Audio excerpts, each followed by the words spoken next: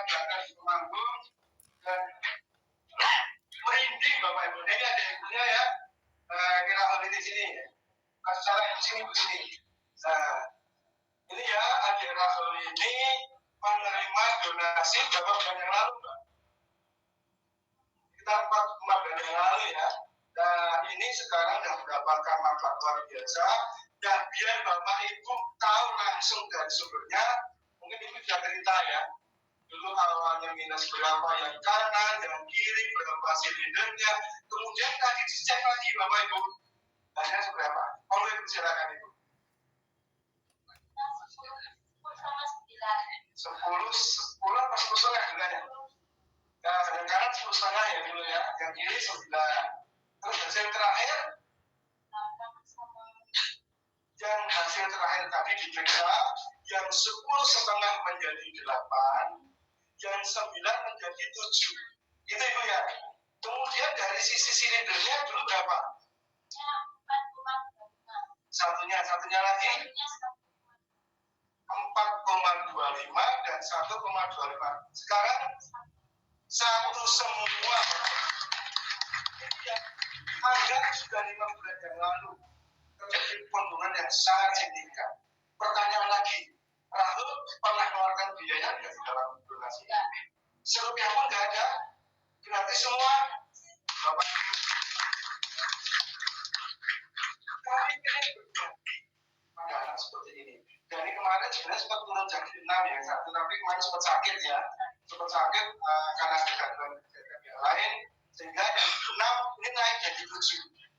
Tapi intinya dari 9 tetap turun. Dan semoga nanti akan semakin sehat, maka semakin baik, dan menjadi seorang yang luar biasa. Oke, saya Rahul ya. Oke, terima kasih Ibu ya. Nah ini Bapak Ibu ya, jadi ini salah satu testimoni yang dirasakan tadi Rahul. Nah, ide Rahul ini ternyata karena juga terindikasi ada stroke mata ya. Nah itu akibat minus tinggi Bapak Ibu, habis gejala stroke mata. Makanya pesan kami, jangan pernah Rahul pisah dengan kacamata ini. Itu pesan kami Bapak Ibu. Termasuk Bapak Ibu yang mendampingi anak terima donasi, kami juga titip amanah. Pakaikan kacamata itu pada anak terima donasi minimal 8 jam atau donasi kami batalkan. Kira yang mana? Karena kalau dipakai 4 jam 5 jam dan efek, ceritanya beda. Kasih kacamata abal-abal, nggak ngefek, betul nggak? Kalau Bapak Ibu nanti terima, tidak mau menjaga amanah, minimal dipakai hanya 8 jam atau 10 jam, kami batalkan. Kami hanya oke sekarang? Sekarang, kalau tadi Rahul itu minusnya tinggi, ini ada berita luar biasa. Dan tamunya pun datang dari jauh, Bapak Ibu. Dari Jawa Barat. Dan saya juga baru ketemu hari ini. Walaupun kemarin ketemu ceritanya dari Tante Ida Semarang, ya Allah nangis Bapak Ibu. Untuk itu kepada Ibu Bapak, Ibu Maria ya, kami silakan untuk ke depan bersama adik Jemima. Nah ini silakan kita Ibu siapa kita sampai bisa hadir di hari ini. Selamat sore Bapak Ibu Saudara, salam sejahtera. Perkenalkan nama saya Maria Nia. Juga ini anak saya Jemima Delegri.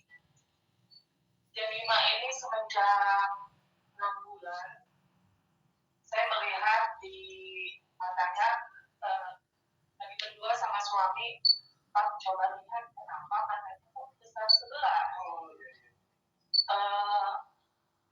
Saya pikir itu cuma karena bentuknya saja. Saya gegabah waktu itu, sering dipijit gitu, pikir saya akan mengecil. Dan yang anehnya ini, anak ini enggak, dari kecil ini enggak ada nangis, enggak ada ngamuk, enggak ada rewel. Puji Tuhan dari dia lahir itu, dia sama sekali tidak mengindikasi bahwa ada sakit di badannya itu. Nah, pas semenjak 6 bulan itu kita penasaran, kita bawa ke Cicendo, dan pas datang ke Cicendo itu, Oh enggak, waktu 6 bulan itu saya coba bawa ke dokter anak di Cirebon. Kata dokter itu dibuka semua, kata salah satu dokter anak di Cirebon itu, Bu, anak ibu kena toksok. Saya jujur sebagai ibu, bukan saya bisa kayak hancur. Sebagian hidup saya kayak udah nangis saya sama suami, dikuatkan oleh suami, nggak mungkin. Coba kita ke salah satu dokter lagi. Menurut dokter itu nggak mungkin toksok, Bu. Kalau toksok, anak pasti si paru-paru akunya udah hancur semua. Ini anak ibu sehat semua, cuma mungkin ada. Coba ibu bawa ke Cicendo. Saya bawa ke Cicendo, pas datang bawa itu sama dokter, Bu, ibu balik aja, datang ke sini lagi, kita langsung operasi. Wah, dok, anak saya kenapa gitu? Ada apa anak saya? Pokoknya sudah langsung operasi. Dan saya pulang, kita berempat berdoa gitu di mobil, minta hikmat dari Tuhan gitu. Rasanya saya tidak merasa damai dalam hati, kayaknya nggak mungkin Tuhan gitu. Akhirnya saya tidak mengikuti anjuran dokter di Cicendo. Saya sepanjang itu kita berempat itu rajin minta gitu sama Tuhan, tolong tuntun gitu untuk kesembuhan anak saya harus kemana gitu. Akhirnya saya dikasih hikmat sama Tuhan untuk datang ke Jakarta Eye Center di Jakarta. Pas datang ke Jakarta Eye Center itu kami ditujukan ke dokter spesialis mata anak, dan itu harus setiap bulan ke sana. Kami setiap bulan itu untuk rumah sakitnya saja membutuhkan biaya 2 juta lebih, kurang lebih 2 juta. Bu, dok, bagaimana ini anak saya tumbuh perkembangannya ya? Jadi masih dianalisis. Karena waktu itu sangat kecil sekali, usia 1 tahun, 2 tahun. Akhirnya sampai setahun di dokter spesialis anak mata, langsung dialihkan ke dokter spesialis glaukoma. Bu, ini sudah saya harus lemparkan ke dokter spesialis glaukoma. Setahun di spesialis glaukoma itu, akhirnya dokter Iwan di Jakarta Eye Center Menteng sama Kedoya. Bu, anak ibu waktu dioperasi gitu. Operasi gimana dok? Anak saya ini Mima ini waktu pertama kali diukur tekanan bola matanya itu 59, Pak. Sedangkan Bapak Ibu Saudara mesti tahu tekanan bola mata yang normal itu antara 10 sampai 21. Anak saya ini 59. Tapi yang luar biasanya anak ini tidak pernah mengeluh sama sekali sakit atau perih, karena kata dokter sudah mengacu kepada glaukoma yang kronis. Kalau yang kronis itu tidak merasakan gejala, tapi memang ini udah hampir mau tutup. Karena yang saya memutuskan untuk saya semangat ke Jakarta Eye Center itu, saya nangis waktu ketika suatu hari dia mengeluhkan lagi main gitu. Saya coba tutup mata yang ini, nggak kelihatan mami, nggak kelihatan. Yang tadi Bapak bilang di sini bilang mata jendela dunia. Nanti gimana anak saya gitu. Akhirnya ya sudah dok, kalau dokter memang itu yang terbaik, nanti akan dipasangkan pipa untuk memompa cairan, karena dia tuh bola matanya besar 59 sekali. Dan itu setelah itu kata dokter ini, Bu, tapi inden karena barangnya impor dari Islandia Baru waktu itu, dan kurang lebih untuk biaya operasinya aja saya membutuhkan 60 juta untuk operasinya saja.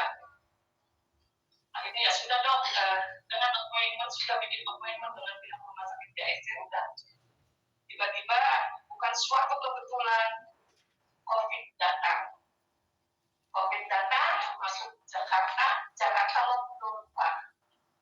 Nah, semenjak Jakarta lockdown itu, saya komunikasi dengan dokternya, dok, gimana ini? Nggak bisa, Bu.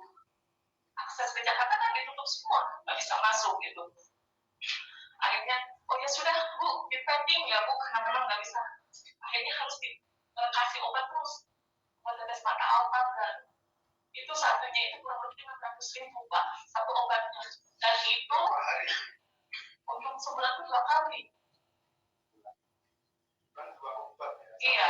600.000. Dan itu belinya cuma ada di Jakarta SMK. Karena dia diimpor dari kalau nggak salah ada buatannya dari Sri Lanka sama Selandia Baru. Gitu. Akhirnya Pak, yang bagi sebagian orang COVID mungkin ada merupakan bahan, tapi bagi saya tetap luar biasa Pak. Selama COVID itu saya sedang makan bersama semuanya, tiba-tiba ada salah satu ibu yang melihat anak saya berdua ini main handphone. Dia lalu bilang gini, itu nggak saya anaknya, kenapa pakai jelas. Aduh, kalau saya berhubungan dengan anak saya apa aja mau Pak. Oh mau sih, boleh gitu. Akhirnya dipakaiin lah Pak, saya beli dua-duanya itu yang engine itu. Nah, dipakein itu. Selama masa penantian itu, si anak ini tuh, dan saya tuh nggak pernah nyuruh Pak. Anak ini ditempel terus, dia nggak pernah, paling kadang tidur juga suka kebablasan. Ada rasa nyaman. Kebablasan kan, kadang saya suka lepas sendiri. Yang anehnya itu Pak. Dan setelah hampir kurang lebih 1 tahun pakai, dan ketika Jakarta mulai longgar, akhirnya saya komunikasi dengan dokter, dok gimana?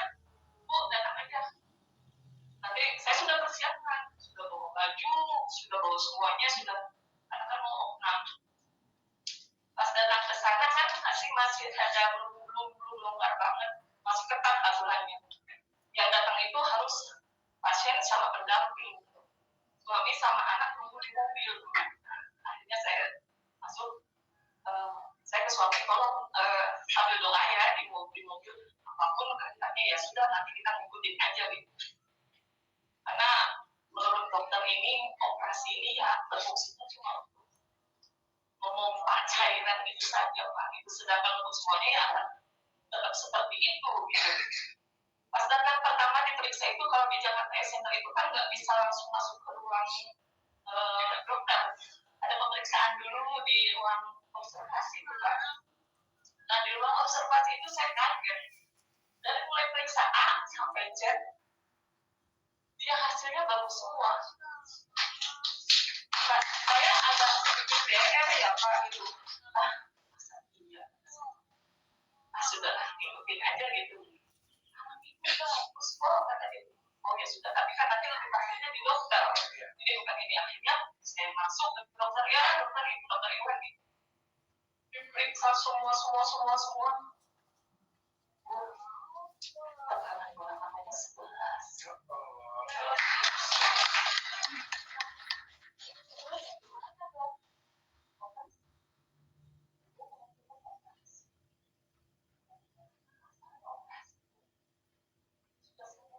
Dan untuk kasus anak ini, menurut dokter Iwan itu rata-rata penglihatannya itu 30%. Yang terakhir periksa 90%. Saya di situ agak nggak percaya sampai nangis gitu. Ini kata dokter Iwan gitu. Sampai di situ ada aturan di Jakarta itu nggak boleh main handphone. Dok saya izin, saya boleh foto nggak? Ayo, boleh welcome banget. Sampai saya rekam, sampai saya foto dengan dokter. Terus gimana dok? Udah ibu kalau lagi sempat aja nggak apa-apa kontrol ke sini, kalau nggak ya sudah. Anak ibu juga